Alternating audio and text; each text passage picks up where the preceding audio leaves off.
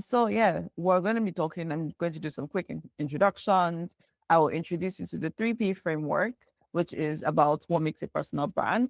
And then I will also introduce the 3C framework, which is about the intentionality about building that brand. And then we'll have a Q&A dedicated section. But of course, like I said, you can ask questions as we go along.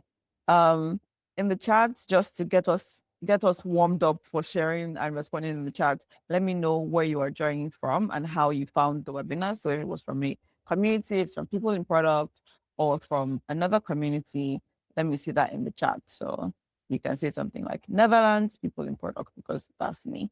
So let me see some responses so we can go along.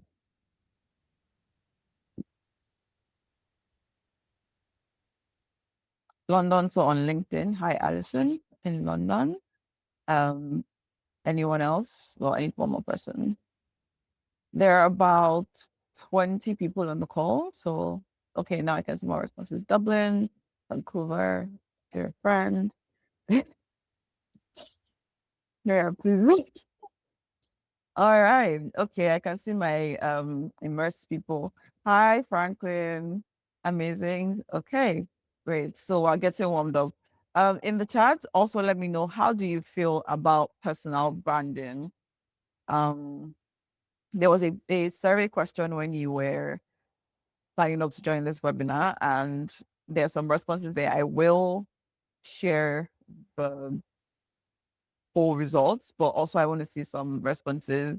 How do you feel about personal branding?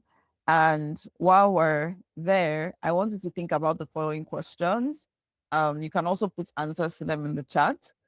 Think about, how did you land your current opportunity, whether it's a job, a full-time job that you're in, a freelance opportunity, something you collaborated on someone with, just a way that you earned money or did some work that you are proud of or that you really wanted to. So how did you land that job? Um, think about also, if you're working in full-time employment, does your manager know the last great thing that you did? And for a general question, do the people in your network know what kind of opportunities you're looking for? So think about these questions. Also, let me be seeing responses in the chat. We already had this agreement, so we've agreed that we'll share our answers in the chat so that we can go along quicker. And so while I'm waiting for responses, I will just show you what the primary goals that you had for wanted to build a personal brand. Your last three rules were referrals. Thanks, Maisha. I hope I pronounced that correctly. So majority of the people who filled the form want to attract job offers so that they can advance in their careers or to build global network or to gain confidence. Referrals, I'm seeing that come up a lot. And that's a very good place to start, because I want to talk about visibility. Um, and I'm going to give a personal example from my own path to show, and then I will then break down the principles and the framework and connect it to that. So my path in tech started out in 2013. I was working in social media management, content marketing, and things. And how I got that first job was because I was writing my own blog, and then started getting people interested who wanted someone to manage their blog for them. And I kept writing online, and I ended up managing social media for a nonprofit. I worked with Franklin there for a bit as well. But then how did I switch into product UX and actually building products? So it started with this meetup called Usable.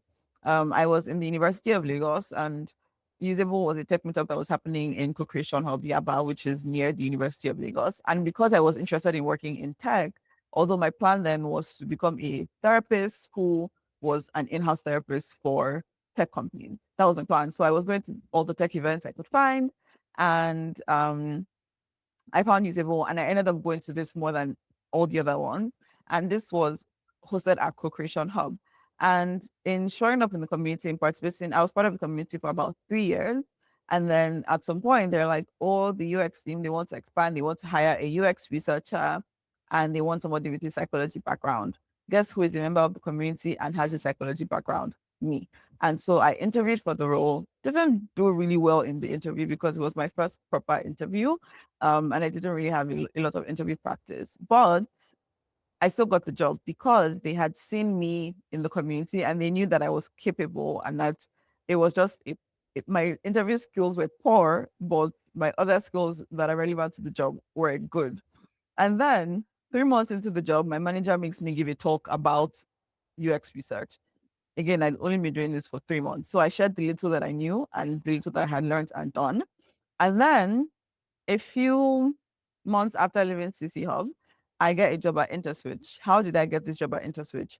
Mind you, this job was not posted anywhere. Like it wasn't published anywhere. It was an internal referral. The person who referred me in InterSwitch, I had never met them before, but they were a part of Usable. They came to the meetups and they had seen this talk. And based off of that, they referred me for a role at InterSwitch. And I kept writing, kept sharing, kept sharing. And then from that same talk, I got invited to do a workshop at Andela for their, I think it was International Women's Day. And I did this workshop. And then from that, somebody referred me to a role at Global. All of this from just sharing, just talking, just showing up in the community, just letting people know the things I was interested in, the things that I could do. And I could give you many, many more examples that this whole call could just be me giving you examples of how some opportunity came from a piece of content or talking to someone or showing up in a community or something. But that's not why we're here. I just want to show you that as an example from myself, and then show how all of that relates to building a personal brand. So the first thing that I want you to know is that you already have a personal brand. People think that a personal brand is something that you have to create. Well, yes, you have to create it, but it already exists. And it is the things that people associate you with. So like Maisha and My Pillow mentioned, their previous roles were based on referrals. And people can refer you for something because they associate you with that thing. So just 2 days ago, a friend of mine, her company is hiring for a UX designer, and she sent it to me. She's like, "Oh, my company is hiring for a UX designer," because she knows that that is what the general area of the work that I'm in. So people already associated you with something, and that is your personal brand. It's about the results that you achieve, the way they describe you, the work you produce, the things you talk about, your character. It's really about perception. What people already perceive about you is your personal brand. The things that people refer you for lets you know the perception that they have of you and the brand that you have with them. Now, the question is this what you want? Is this the kind of opportunities you want to be getting? Is this the kind of roles you want people to associate you with? Is your personal brand working for you or against you? And why this is important is that people want to hire who they know, even when they only know you from online or from a referral, because there's a certain level of trust. And I will show you an example about that. This is a tweet I saw so many years back, like almost 6 years ago now. This person was asked to interview for a role at Google purely off of a podcast interview. So what happens when your internal personal brand doesn't match your external personal brand? We're getting there. That's a very good question. Now we're getting there. Because I had similar questions already in the form. But this is basically a way to show you that you don't need, and I'm getting a bit ahead of myself right now, but you don't need to have millions of followers on Instagram or Facebook or whatever platform, and you don't need to be posting content every day. You just need to be in the right places. And I'll talk a bit about that later. So let's address some personal branding myths. And as I go through the myths, there are four. There are lots, there are like many more, but these four I think are most the ones that affect many people the most. And as I share them, I want you to let me know as well in the chat if you resonate with this. So, firstly, the first myth is that your personal brand is about you. I hate to break it to you, but your personal brand is not really about you. I know I said that your personal brand is what people associate you with or associate with you, but it's not really about you yourself as a individual, at least the present part of it. It's really about your results, the value that you create. So it's about showing the results you've achieved, the things you speak on, your character. The reason why people often struggle with the idea of personal branding is because they are self-centered, like you're centered on yourself as opposed to the value that you can create or that you have created for other people. So ask your, if you reframe it from self-promotion, and I know we talked about self-promotion on the image and in the description, but it's not really about self-promotion, it's about value promotion. And when you make that switch from I'm not really sharing about myself, I'm sharing about the value that I can create and the value that um, other people can benefit from me and the work that I do, then it becomes something that is authentic, that is impactful, and that is engaging. The second myth is that you have to be the expert. You have to know everything about everything. Exactly, Covenant. That's a good summary. Um, you don't have to be the expert. I shared the first talk that I gave about UX research was 3 months into becoming a UX researcher. And I wasn't sharing like I was the expert that knew everything about UX research. I was sharing as in, this is my background. So because of my psychology background, I'm not starting from ground zero. But in the context of this work, this is what I have learned so far. This is what has been working, and this is how I have learned what I have learned.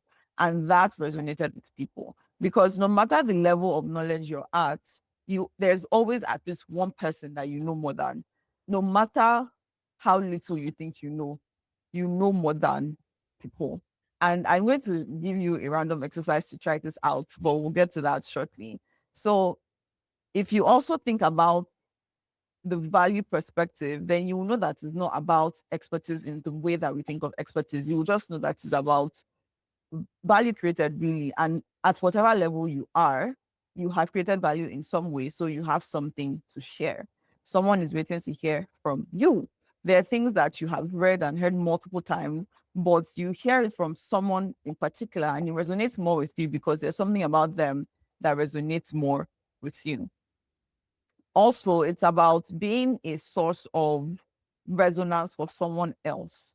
It's about someone is looking for someone who knows something about something, but they feel like this other person might not have the same circumstances as them, but you do, and then they resonate with it better. I think my slightly controversial take is that everyone has a moral responsibility to share what they know because not everyone knows what you know. And sometimes it's only when they hear from you, because there's something that they have in common with you, that it makes sense for them. So, like I already said, it's not about being the expert, but it's about learning, growth, and value. A common question that people have here is that what if I don't really know much and what if I'm wrong? So what? If you're wrong, if you find out that you're wrong, you also just say, oh, I found out that I was wrong about this thing and this is the correct thing. And is it not better for you to be wrong and learn the correct information than to carry your incorrect information on and on and on? So, like, it doesn't matter if you're wrong. It's also showing that you are willing to learn and all of those kinds of things. And it's not that you intentionally share things that are wrong. Please don't do that. Then the third myth is that you have to become a content creator.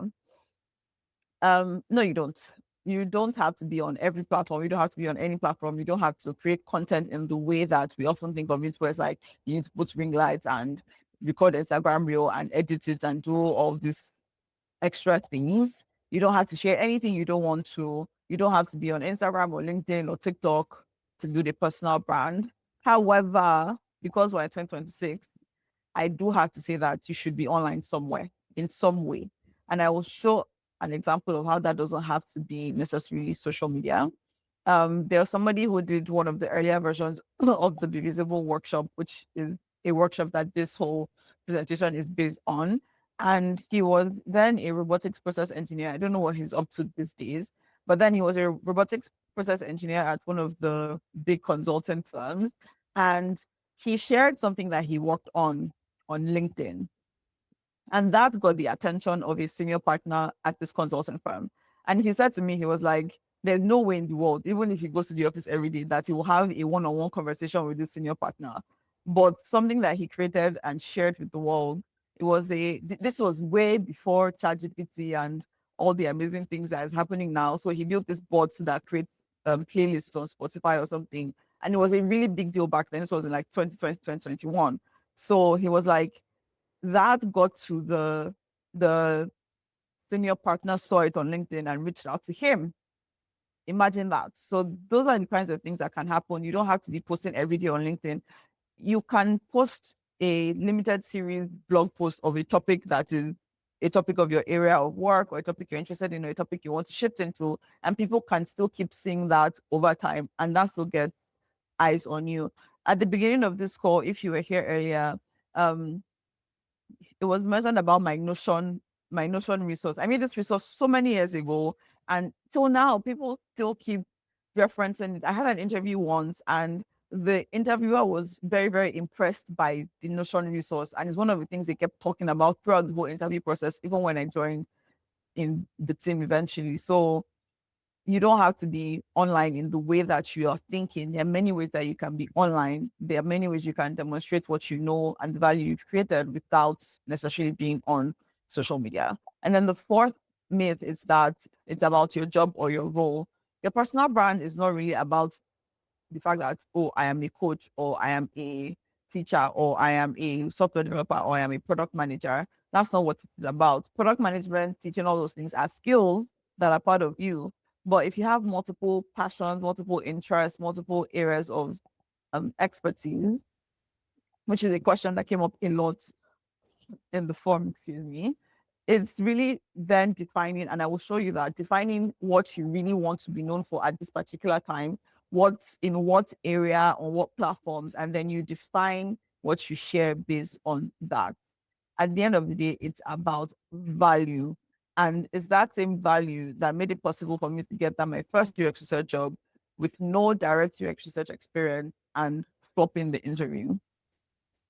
Why all of this is important is that you need to intentionally craft your narrative to support your goals. You need to be intentional about where you show up, how you show up, what you want to do. And this can be online, it can be at work, it can be in the communities that you belong to. And this is also important because your personal brand helps you with opportunities, with influence, and it helps you build trust. Like I said earlier, people want to hire who they know. And no matter how shaky that knowledge is or how flimsy it may seem, they feel like they know you. It's the same way why you there are people that you follow on Instagram or wherever that you may not, they may not talk with you, but if you see them outside in public, you feel like you know them. This has actually happened to me once. I went to a wedding and I saw somebody that I know from social media. And then I realized that, oh, this person doesn't actually know me. Like we just know it. I just know the person because they're online. But I felt like I knew her because I've seen the parts about herself that she has shared. And that built a certain kind of not trust, but yeah, like she didn't seem like a stranger to me essentially. So that's the thing that a lot of people experience. But the main thing I want to take away is that you have value to share and you have value to give. And when you combine that value with visibility, when you promote your value, the work you've done, things you've done, and then you get opportunities. And an opportunity can look like whatever that means to you. It could be a new job, it could be a raise, it could be a promotion, it could be to work on a specific kind of project. You define what that is. And this is one of my favorite quotes that I share a lot, is that it's not about who you know or what you know. It's who knows that you know what you know. Um, if you are the best thing since sliced bread, like there's no product manager in the world that is better than you. There's no lecturer in the world that is better than you. There's no artist. There's no photographer. Van Gogh. If nobody knows, nobody can help you with that. If nobody knows that you do those things or you're interested in those things, they can't refer you for things. And that's why I asked earlier, do people know the kinds of opportunities you're looking for? Do people know the kinds of work that you're interested in? This week, I'm giving this same presentation in a different context. So in my friend's church, they're having a career day and I'm giving this presentation there. How did this happen? One day I was just talking with her. I was like, I think I would like to teach this to church communities. And she's like, oh, my church is having a career day. And there I am. Like if I didn't have that conversation with her, I wouldn't know. So it's just people need to know what you can do, what you're interested in doing, what you're able to do. And that's how you get opportunities. There's somebody framed it this way as increasing your lock surface area. I don't remember who it is, but I think it was Sahil Bloom. But anyway, that's it. So what is the 3P framework? This is the elements that make up your personal brand. So the first E is your purpose. So this is about who you are, the person that you are, all of those things. But if you only focus on the purpose side, it means that you have vision, you know what you want to be known for, but that's it. Like we don't have the other two P's, which I will show you. The second P is proof. And it is in this order. Like it's actually in this order. It's not all over the place. It's purpose, proof, and then the last one, which I will mention shortly. Proof is about your result.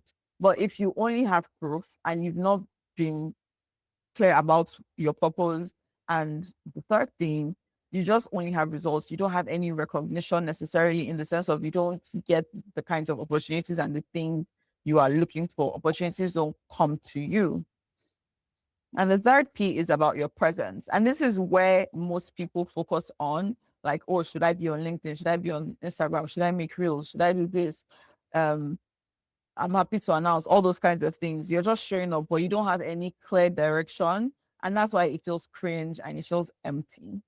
Now, if you have purpose and presence, but you don't have proof, that I don't even know how that's possible, but there's no base essentially. You can be clear on your goals, you can be on certain platforms, but it's baseless. It's like when you buy a book because it has a nice cover and then you read it and you're so irritated by the book. I'm not going to mention any names, but a book immediately came to mind. And I'm sure that you can think there's a book that you're thinking of as well as I said this thing. Yes, it's there was once I did this presentation and somebody was like, well, it feels like packaging.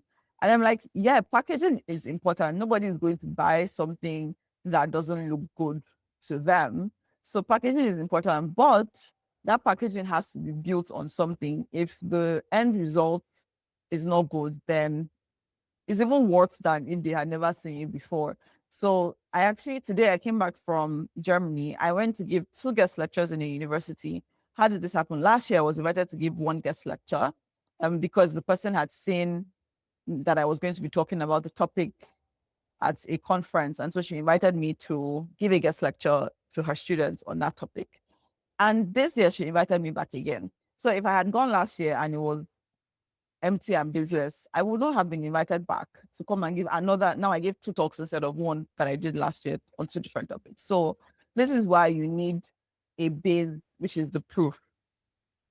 If you have only purpose and proof but no presence, you have credibility, you have direction, you have your evidence of what you've done, but then the part that actually gets you the opportunities you need is missing. And then, of course, if you don't have any clear purpose, you have things that you can talk about, you have clear work done, but then it's directionless. And that also contributes to that feeling of being burnt out and feeling cringe and feeling tired. But when you have all three together, then you can actually build a personal brand that is authentic, that is based on true value, and that brings you the opportunities that you desire. So another way to look at it is if these three things together make an authentic, valuable, and sustainable personal brand, then that is what gets you opportunities. So let's look at each element in more detail. So your purpose is about who you are, you as a person. What's your life mission? What do you want to do? What do you stand for? How do you work? What is your character? What are your strengths? How would you describe yourself? How will people describe you? What sets you apart? Your goal obviously is what you want. So this might change. The only thing that doesn't really change in this equation is your person. Your goal might change. So your goal might be you want to get a promotion, you want to do a career transition, you want to I don't know what other goals. What goals do you guys have? Let me know. Share in the chat so I can use it as an example. Yeah, it could be a promotion, a raise, a career transition to work at a specific company, make £1 million.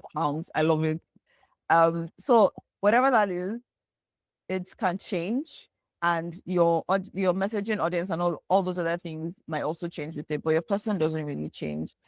And the clearest way to define that for you now is like, what does success look like for me in 1 to 3 years? And how will my personal brand help me with that? What do I want people to associate me with? What is your intended reputation? And also, it's good to know what your current reputation is so you can know how to bridge the gap. The third part of your purpose is your audience. So, who are you trying to reach? So, for things like if you want to get a promotion, your audience is your manager, your manager's manager, and the people who are responsible for making that decision about who gets promotions. If you want to get a new job in a specific company, your audience is people in that company or people who know people in that company. If you want to get make a career transition to from one field to another, your audience is people in that your new field primarily. So think about within your organization, outside of your organization, based on your goal, who is your audience and why these people, how, what value can they give you and what value can you give them? What do they need? Where do they go? Where are they? Where do they pay attention to? Um, what platforms are they on? What communities they belong to? So if you want to, and this is the thing that comes up a lot in career coaching conversations that I have, is like, oh, I'm a designer, I'm looking for a job, but you're only going to design meetups. Yes, you should go to design meetups because designers are going to hire you, refer you, and so on. But product managers are also going to hire. Software developers can also make referrals in their organizations. So communities that those people belong to, very essential to think about as well. At work, it could be like, what company events do you need to be at? What meetings? If you don't go to company events, if you're not going to all of those things, I don't know why. Because that's where you actually get to meet people. Um, and then your message, of course, is what you want to say. Proof is about your, okay, what do you think about when you hear proof? I know I have some things on the screen, but what else comes to your mind when you hear proof in the context of personal branding, as we've been talking about? Social proof, like testimonials, yes. Anyone else? Results, yes. So proof is evidence of work done, essentially track record. Thank you so much, Reginald. That is it. It's evidence of work done. And before you start thinking like, do I have I done any work? So proof is your credentials, your experience, the feedback you've gotten, and referrals that back up the claim of who you say you want to be. That's why you have to first define your goal. And then when you look at the proof that you have, then you can now see that is there something missing and how can I get that thing? So it's the thing that validates who you say you are, what you say you can do. Knowledge and skills it can be from courses you've done, it can be from work you've actually done, results you've achieved in your organization or projects you've worked on, certifications you have, qualifications you've worked on, skills you've used from doing your work, things that you put in your resume as like achievements. Those kinds of things are around your knowledge and skills. Interest can also be a form of proof. And interest is not just by saying, oh, I am interested in becoming a product manager or I am interested in getting a promotion. You have to show interest in the courses you're doing, what you write about, what you talk about to people, what you share online, the kind of projects you work on, organizations and communities you belong to, the things you read, professional bodies. That is a way to actually show interest, not just say, I am interested in something. So if you are interested in getting a promotion, what is the proof to your manager or to your organization? Show Workins, thank you, Covenant. What is the proof to your manager that you actually want a promotion? Does your manager even know that you want a promotion? So things like that. And then recognition is about awards you've received, feedback, any positive feedback, any awards, any testimonials, like Maisha said, if you've been invited to speak about something or you've spoken about something somewhere and you got good feedback, any kind of recognition or public visibility that you have received about anything, testimonials, endorsements from your peers, LinkedIn recommendations, all of those things also count as proof. Presence is the third part, which is where most people are often focused on. But if you start here, it just feels heavy and stressful and all of those things. When you have defined your purpose and your proof, then it's much easier to determine how to create your presence and where you want to build visibility. So presence is about being seen and how you are seen. And presence is how you show up. And this is beyond the core skills and things you have. This is where things like character, things like how do you participate in the community you belong to. So in the example I shared earlier from my personal journey in UX and product, it was because of how I was showing up in the community. It was one of the reasons that really got me into this positions that I was able to eventually get into. And even here, like when I moved to the Netherlands, I didn't know that many people, but I've been able to build a presence in the UX community because I show up at events and I don't just show up, I talk to people, I ask questions, I engage, I help out, those kinds of things. So, but that's going a bit ahead. You choose what is best for you based on your goal and based on your audience. But like I said earlier, it's very important. Why in 2026 you have to be online in some way. Whether it's you have a newsletter, it can be a continuous newsletter that you're publishing every week, every 2 weeks, or it can be a limited series newsletter about a specific topic, and that's the end, and people can find it. Whether it's Medium, YouTube, it's whatever. You just need to be somewhere where people can find you online. Um, Workplace visibility is where you share things you've learned, share things you've done, volunteer for things at work, pitch yourself, making your work legible to people you work with and people who are above you. And this is from Belinda. Belinda also did an earlier version of the Be Visible workshop. And then I wasn't even thinking about it from a workplace perspective. It was just purely about building your presence online.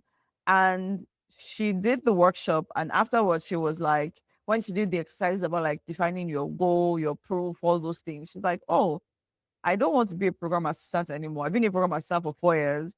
My skills actually can carry me towards the next level, which is to be a program leader. And so during the lockdown and everything, she then made a case for herself based on everything that she put together from the workshop. And she did get the promotion. She wrote all about it. I put the link to where she wrote it in the chat, so you can read it if you want to know more about that. Online visibility, I don't think I need to spend too much time on this part because we know what that means. And I already kind of talked about it, which is be online somewhere. And like I said, it's not about hundreds of followers or thousands of views or millions of views, even because sometimes those things don't even convert to anything meaningful. It's more about being seen by the right person and at the right time. So one of my favorite examples of this is this guy who he was posting videos on YouTube every week. He had maybe 11 or 12 views per video. Most people will just be like, I posted once, I didn't get enough views, that's the end. But of those 11 or 12 people, one of those people was Oprah Winfrey. And how she found his YouTube was somebody who worked on her team discovered his YouTube somehow and shared it with her. And all of that happened. And then it led to him um, being a co host on a TV show with her. And of course, that led to many other things for him. So you don't need millions of views. You don't need all of that. Your part is to share what you know, what you're doing, and then the right people will find it somehow. Like if you put it out there, the right people will find it. If you share it, the right people will find you. The last piece of presence where you can build visibility is in social, community, friends, in real life, basically. And that looks like how you show up at events, how you show up at meetups. If you go to meetups, if you go to events and you just leave afterwards, you are doing yourself a disservice. And you don't have to talk to every single person who is there. You don't have to talk to 10 people. One person is enough, two people, at most three.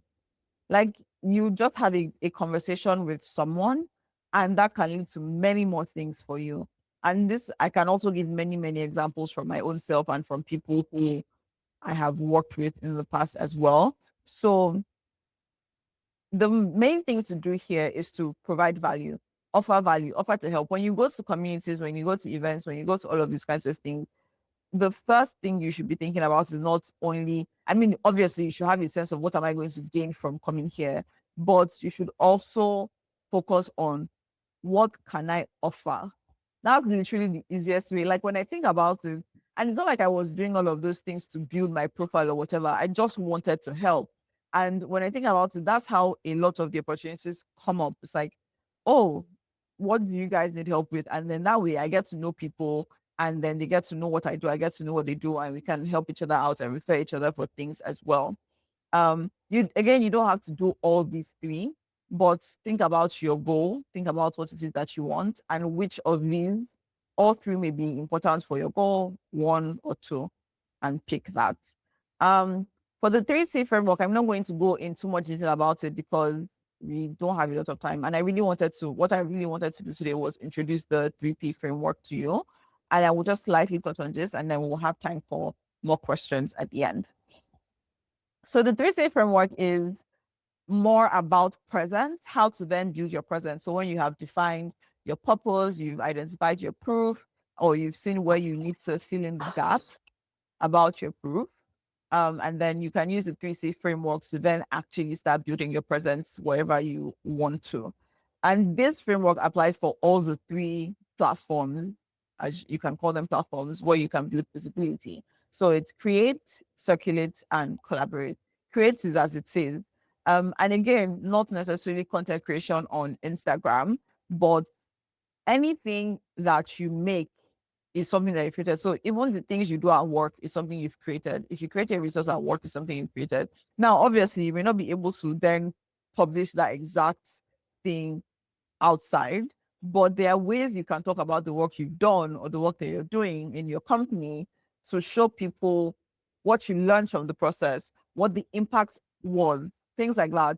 You create more things out of it. And another way to create, if you feel like maybe you don't want to write too much or whatever, curation is a very, very interesting thing to do. So curating is about um how do I basically you have things that you read, watch, enjoy, resources that have helped you in your career. Um, and then you make a curated list of those things. So you can make it a weekly list of things you've read this week and how what they got you to think about. It can be books you keep going back to that help you in your work. And curation really is one of the best ways to help people because it also shows how, like, what inspires you, what you are learning, what you're reading. The Notion resource that I talked about earlier was essentially a curated list of links of things that helped me as I was growing in my UX research career and how I did the resources I went to when I wanted to do qualitative this or analyze that. And that's essentially curation. And one thing I want to highlight why this is really, really important is that not everyone knows the things that you know. The things you think everybody knows, it is because you know it. Is the availability bias because you know it, because it's very common around you. You think everyone knows it. I want you to at this now while we're talking, just Google how to copy and paste in Google Docs. You'll see so many results. And if you also see where because when you do a Google search, you see what other things people searched for that is related to that. You will see other things that people are searching for. In your mind, you're like, that's very easy, that's very basic.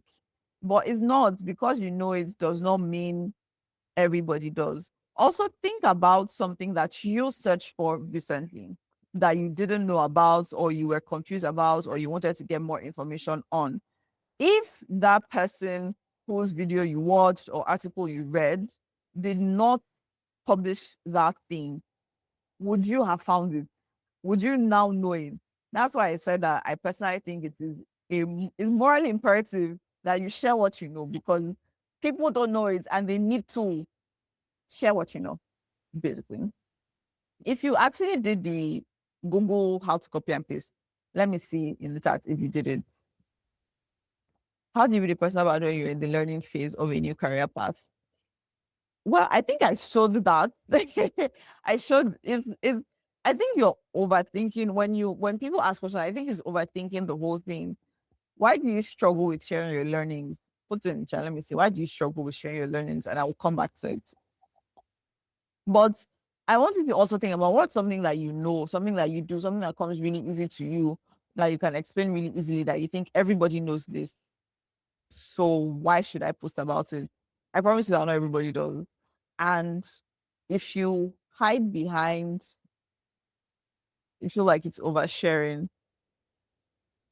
First of all, I don't believe in the concept of oversharing. Well, I mean, there is oversharing, but if you feel happy to share it, it's up to you. But I think that if you again think about the value that you are creating, if you focus on that and not have people seen this before, do people know this? Do I know it well enough to share? Share what you know.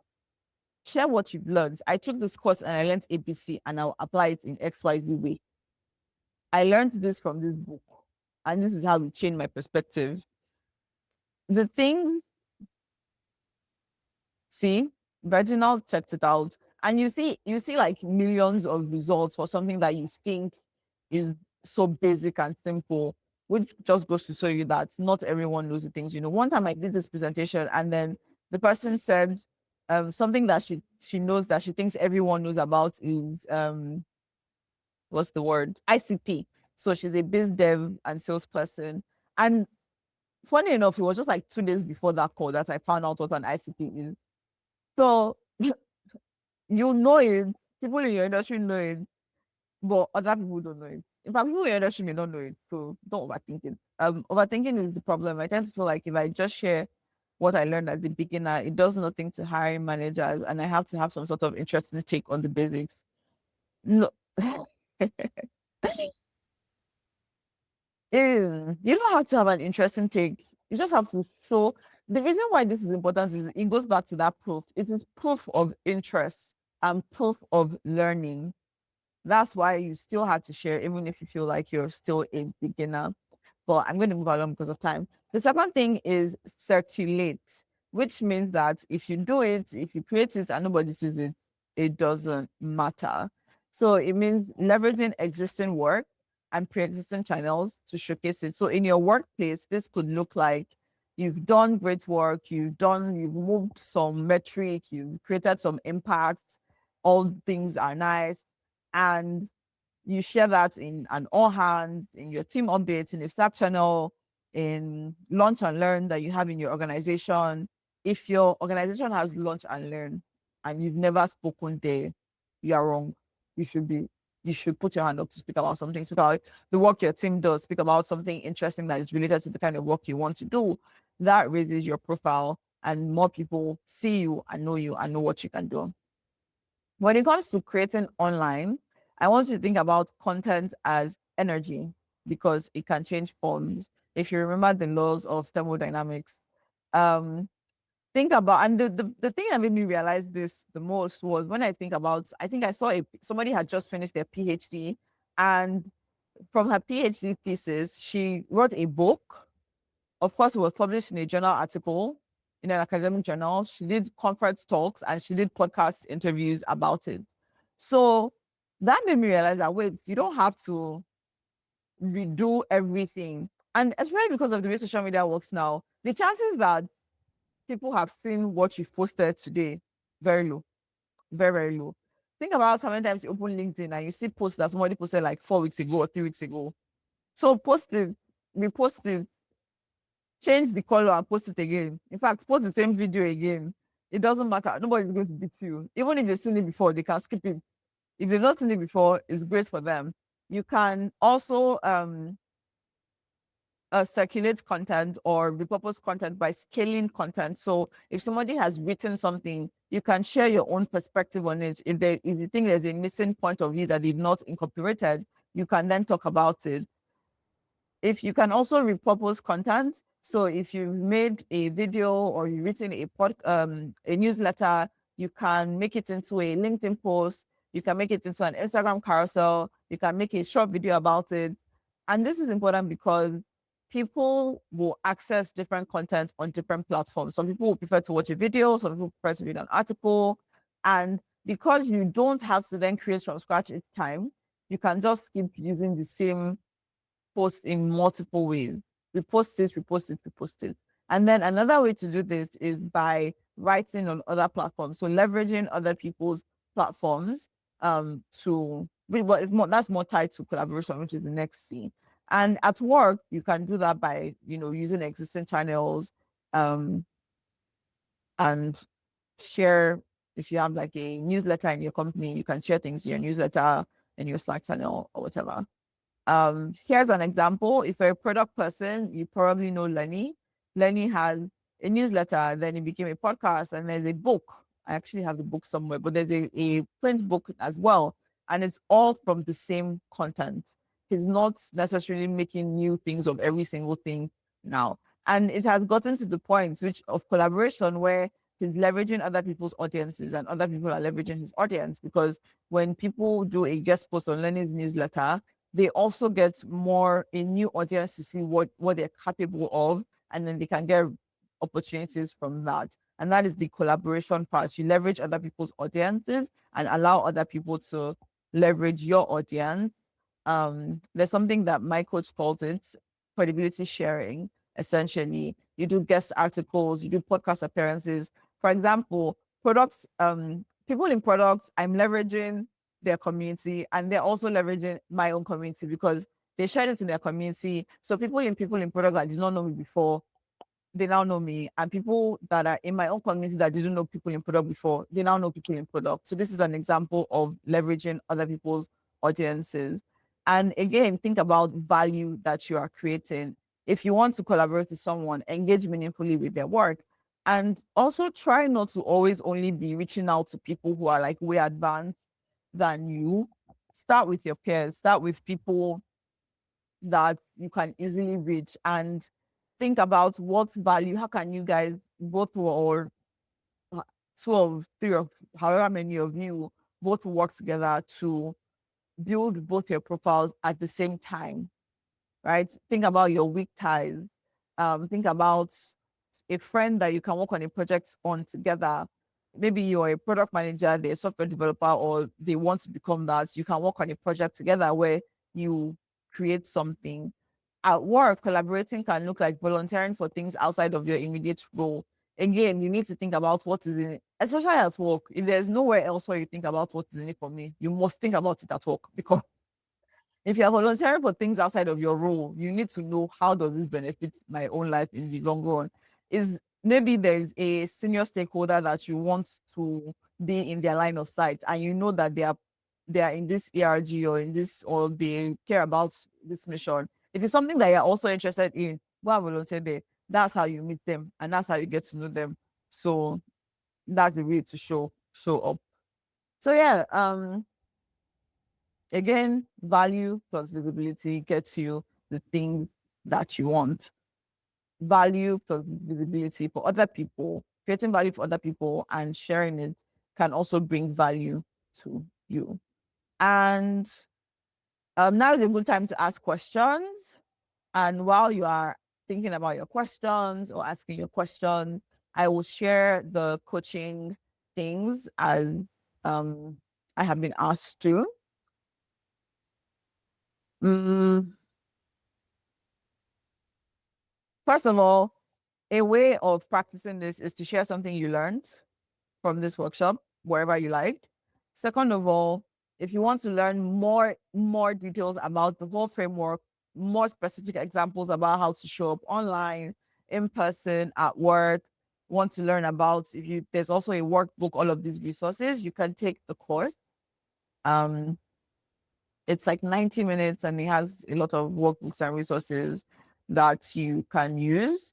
Then, if you want one on one career coaching, there are two ways we can do that. We have the career clinic, which is you have like a person or very immediate thing that's like, how do I make my manager notice my work more? How do I work with my manager? Or I'm looking for a new job. How do I consider offers? Whatever. Like you have a very specific question. You need help figuring it out. Then you can work on that in the career clinic. And then career mapping is more, how do I choose what next to do in my career path? What are the opportunities available for me? How do I find them? And then we can do a career mapping exercise. There's some experiments. We'll come up with a framework for you to experiment and do things and figure out what you want to do. And this is very important because there was one of my friends, she's a product person, and she's like, oh, she thinks she wants to switch to a career in counseling, like to become a clinical psychologist, counselor type thing. And she was going to go and pay like thousands of pounds for a master's degree in this. I was like, wait. Maybe we do a little experiment. So we did a framework of how she can experiment on this. And she found this certification that was a few £100. And she did it. And she was like, well, this was really interesting, but yeah, I don't think I want to do this in the long term. So imagine if she had just jumped straight to paying thousands of pounds in school fees and then end up like, I don't actually want to do this. So this is why you need to do career mapping and experiment. And then if you also want to do a group type setting, there's a personal branding intensive, which also goes a lot deeper into this topic. and comes with the addition of there's like daily prompts, there is accountability. You actually will do the thing that you said you want to do. There's also workbooks, exercises, and we also focus more on how to leverage your job for external visibility without tying your identity to your company. Um, and also how to be able to talk about your work without breaching confidentiality and all those other things. And then there's a career strategy accelerator, which is similar to the career mapping exercise, but also more long term, more accountability, more. We go through the framework in greater detail and in more steps. And so you can also work in a cohort of people with similar goals. All of this information can be found on my website, which is alitawork.com. And for coaching specifically, it's alitawork.com/coaching. So you can find all of those things, including testimonials, past experiences, and all the nice things. And here are some testimonials. I'll leave it here. So questions, we have about 5 more minutes.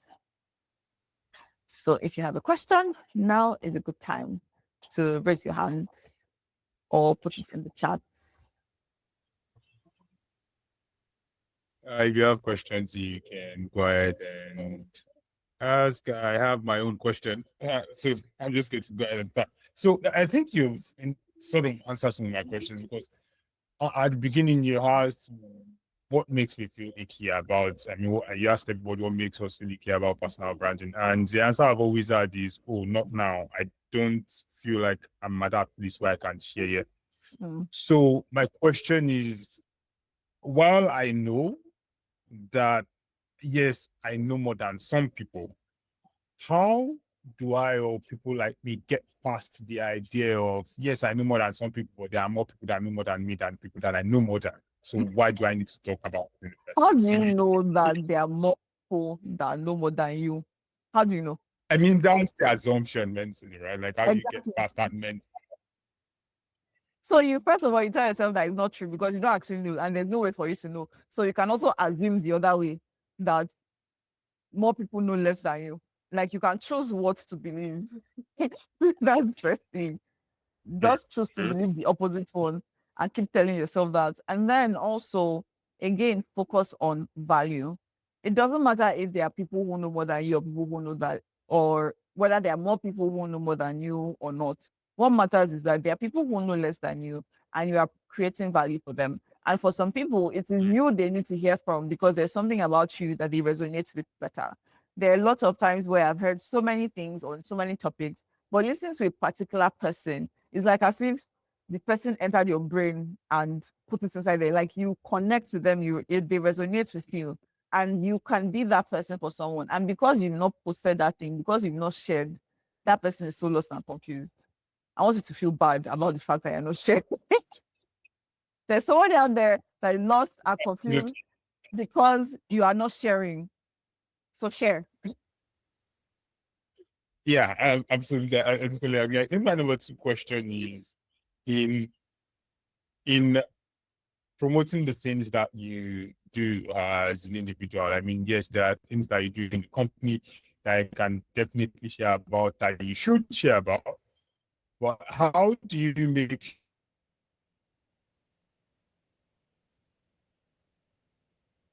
sure you don't make yourself a bit that you, as you get some of I these didn't get the risks that last part of the question. so you are promoting your brand and everything, and say, hypothetically speaking, the person works in a place where if they do it too much, they are going to outshine the master, and everybody knows what happens when you outshine the master. They cut your knees, basically. So how do you prevent yourself from being the victim of personal branding? So it's situational awareness. Situational awareness. When you are, if you know you work in that kind of environment, you have to think about how do I um show my value in a way that my company also benefits, right? Or my manager also benefits. It's the same thing as in a team. If you work in a company, in a team, and you have a manager if you're doing great work, you don't want your manager to feel like you're outshining them, and you don't want them to feel threatened by you. So it's emotional intelligence and being able to read the room and knowing the kind of organization you work in and tying the benefits of you doing this work of sharing value to how we also benefit the team, benefit the company, benefits your manager or whatever. That's why one of the things I always talk about is even especially internally, when you're sharing about the work you've done and the value you've created, always spotlight the people who you work with. Nobody is going to be upset that you said they did a great job. Like there's absolutely nobody. Well, maybe they, I don't know, I'll but get you. as far as I know, nobody's going to be upset that you credited them for doing something great. So if you focus on also spotlighting other people, then that reduces the chances that somebody's going to be like upset at you or whatever. So yeah.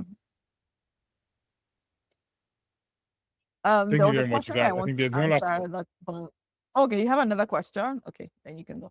no, there's one last question concerning people that are just starting out, right? People that are starting out in their career. You sort of touched things on it when you were speaking, that even if you're just starting, there's still people that are still people that you know more than. And then you gave your example of, the user experience stuff that you gave. However, for product managers, assuming that you're just starting out and you've not built anything, how do you build a personal brand out of nothing?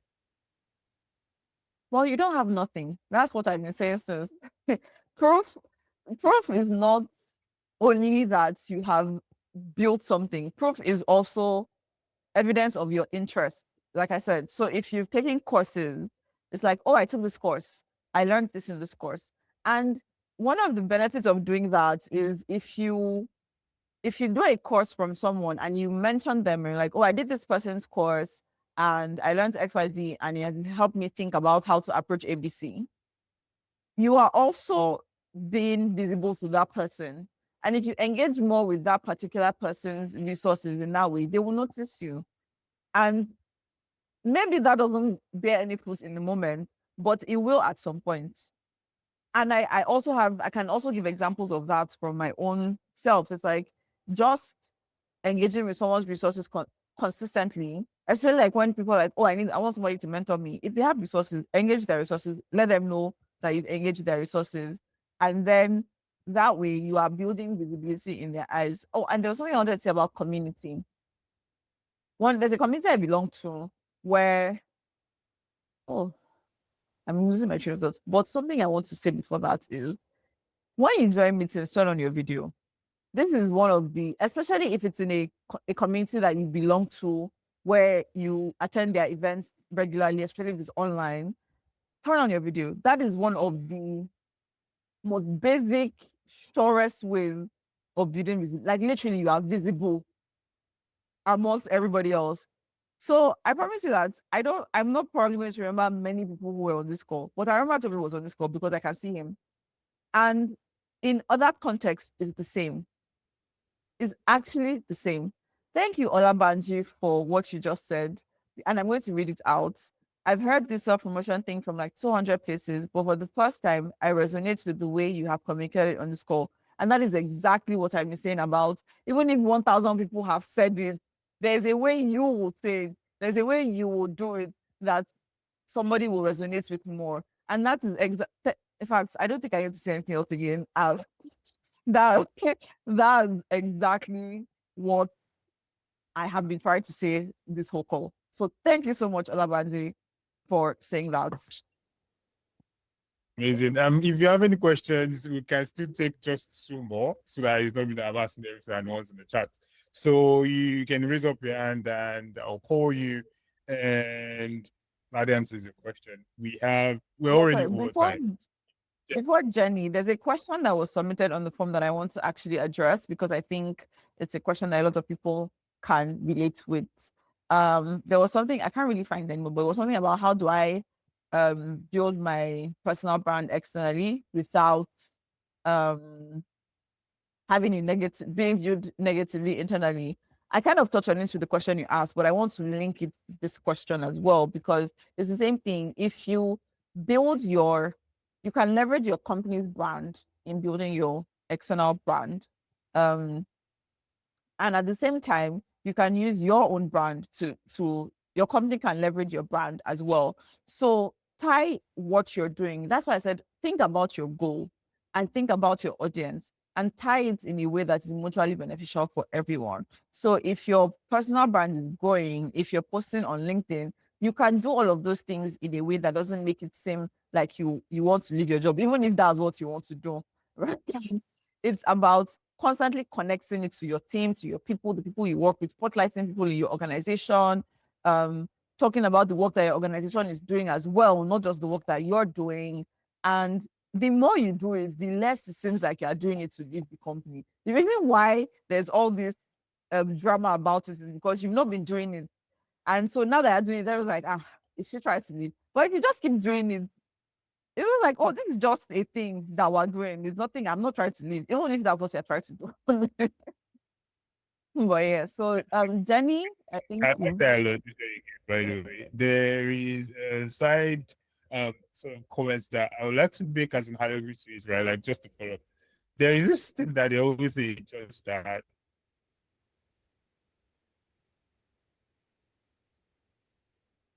somehow when you reach the gospel, you are forced then leave it. So maybe when you also preach the work you do, you're forced to then leap to that level of excellence because now you're already talking about it. You don't want to fall your hand so at the exactly. end of the day. So it's And sort I of like think back that's and also forth. a reason why people are Yeah. often Jenny, go ahead. scared to share because you feel like, will I be able to defend this work? Can I really prove it? But like I said earlier, it's okay to actually be wrong. You are a human being, you'll be wrong about things sometimes. It's okay. Nobody is actually going to beat you. As long as you're able to admit, oh, I made a mistake here. This is what I learned from the mistake, blah, blah, blah. It's fine. I think we lost Toby. But Jenny, you can go ahead and ask your question. Hello, Lade. Good evening. Hello. Good evening. Thank you for sharing. So I have two questions I want to ask. So for me, this whole thing about personal branding is new. I know that some time ago my organization tried to talk about it, and I didn't have the time to really follow what they were doing. So right now I'm on contract break, and I'm doing a lot of learning. To know I actually got to know about this session from the Majestic Manifesto conference we had some days back. So I just want to ask. So I just feel like there's so much I should have been able to showcase in my work that I have not been able to do. So I'm just wondering, what will you say about, putting content about things you've done in the past, maybe because I've done a whole lot of things really. That's fine. It doesn't matter when you So did it. Like, it doesn't matter if you did it 10 years ago or 5 years ago. The fact is that you did it. So it's like, at the end of the day, it comes down to what is your goal? What do you want to get out of it? What do you want to share? What story are you trying to tell? So, I mean, I talked about my first job, which was my first registered job was in 2016, which was almost 10 years ago. So, and I still talked about it on this call because it drove the point I was trying to make. So, as long as it's relevant to what you're trying to do, then you can share about it. okay, then the second question I want to ask. So how do you um so I know there's personal branding, and when you have a company you also want to showcase it. Do you still also call it a personal branding, or how are you able to juggle or manage the two? Well, so there's this idea that if you're, for a lot of companies, especially like when it's just starting out, the founder the brand of the founder and the company brand are kind of intertwined. Some people don't like it. Some people say you shouldn't do it, but some people are also of the school of thought that because especially when you're a new company, nobody really knows your company. You don't have a company brand necessarily. It is you that they know. It's the person that they see. And then your brand, your company brand benefits from your personal brand. But as you go along on the journey, eventually you might have to like figure out a way to make them more standalone. And there are many examples of this. If you think about Apple, for example, Steve Jobs was Apple's personal brand for a very long time before it became Apple. Apple, even with Elon Musk's company, Elon Musk's brand is what bases many of the brands, the profile for many of his companies. So yeah, you can say I'm not really an expert in company branding, so I can't really speak much to that, but that's just like what I have seen around. Yeah, so you could do it, I guess. Okay, Thank you thank very you. much, Ladi. Nuruddin, you can go ahead with your question so that we're already taking 10 extra minutes from Ladi's time. So Ladi, please, we're very sorry. Fine. I'll just take this last Yeah, one and then we can we'll wrap wrap it it up. up. All right. Thank you so much, Lade. It has been an interesting session so far, to be very honest. So my question is simple, is that in this journey of visibility, how can we use AI to our advantage in this sense? And then in what way, I mean, how can I even describe this? Or what can we do or that will look like we've used the AI, we've overused, we've abused the AI in this journey. When you were talking the other time, you were saying something about, personal branding, saying something about you, like how using AI will it make you more original and something like that. So I believe you understand my question. Yeah, I think I Thank you. do. Um, hmm. How do you, that's a big question because I have conflicting thoughts about this because of it's about how you use it really. What I don't like is there's this AI graphic design vibe that everybody's using. I hate it so much. It's like everybody's doing is using the exact same thing. So how does your personality shine through? Like, who are you? Where is your originality in this? Like, you don't have to be a graphic designer. There's still Canva. Canva is still there. You can use the templates from Canva, change the color, change the font, something that is more like you, and use that. But how you can use AI tools, I think the best place that I think can help you is with repurposing your content. So if you've written a newsletter, you can, if you don't want, I don't know why, but if you don't want to do a video, you can generate an AI video, I guess. I personally wouldn't do it. At least maybe I'll do it in future. I don't know. But as of now, I personally wouldn't do it. But that's something that I've seen people do. They create like a post and then they have an AI generated video of it or an AI generated podcast of it or have Claude create a carousel out of it. I know a lot of people do that actually using Claude to generate carousels because I see a lot of them saying this is how you can use Claude to create your carousels on Instagram. So there are many tools. I don't even probably don't know all the tools there are. I'm sure that there are people on this call that probably know better about the tools than I do, but there's definitely ways you can incorporate AI in your online visibility endeavors, I guess. But the thing though, I would say is that if everybody's content is looking the same, then why should I bother watching or reading yours? If everybody is writing in the same way, why should I bother reading your Thank you own? so much. And then there was a thing I read recently is that if you are going to require people to pay attention to something, you too should have put in some effort. Like you can't demand people like why should I read your news? If you're using Claude to generate a newsletter, I can also just ask Claude and prompt Claude to give me the exact same thing you give me. So the reason why people are following you or listening to you is because they want your own point of view. So yeah, that's how I feel about that.